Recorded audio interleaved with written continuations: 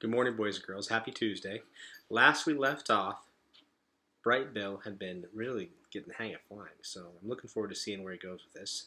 Today's chapter is titled Chapter 50, The Button.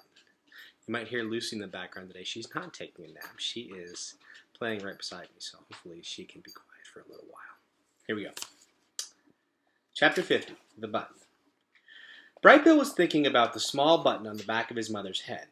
His mother was thinking about it too. They couldn't stop wondering what would happen if the button were pressed. And one day they decided it was time to find out. Roz sat on the floor of the nest. Her son nervously stood on a stone behind her. "I am ready when you are," said the robot. "Okay," said the gosling. "Here we go." Bright Bill took a deep breath. Click. Roz's body relaxed. Her quiet whirring slowly stopped. Her eyes faded to black.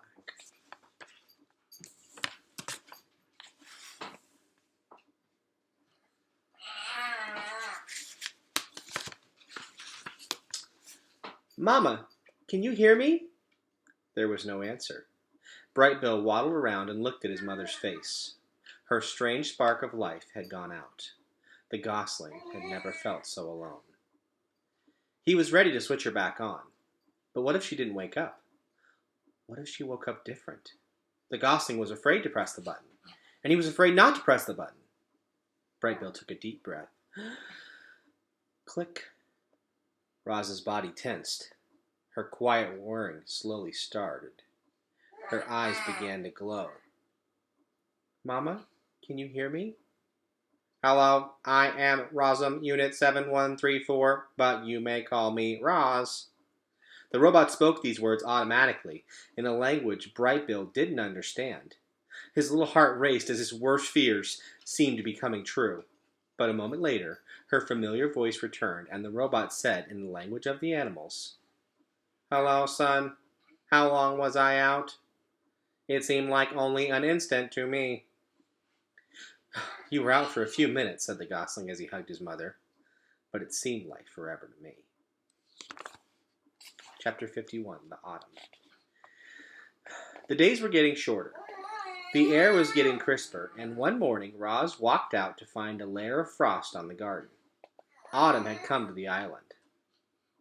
The tree leaves, which had been green for the robot's entire life, turned yellow and orange and red. Then they let go of their branches and floated down to the ground, and the forest gradually filled with the sounds of creatures scurrying through dead leaves.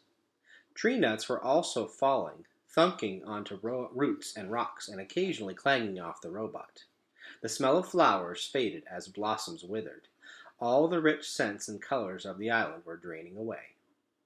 The animals were also changing. Furry animals were growing more fur. Feathery animals were growing more feathers. Scaly animals were starting to look for new homes. "Yerp, it's cooling off," croaked one frog to another. "Before long it'll be time for sleeping." "Yerp, I'd better start looking for a good hole," croaked the second frog. "Have you found one yet?" "Nah," croaked the first frog. "I'll look for a hole next week. For now I'm going to enjoy the warm sunlight while it lasts. Yerp." Many of the island animals were already thinking about their winter hibernation.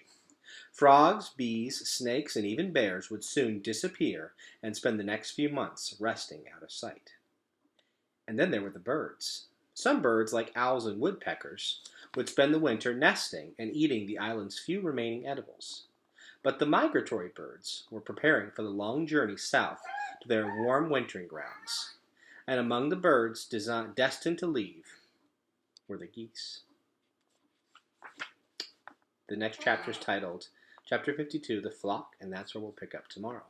Boys and girls, I hope you have a wonderful rest of your day, and I look forward to reading to you tomorrow.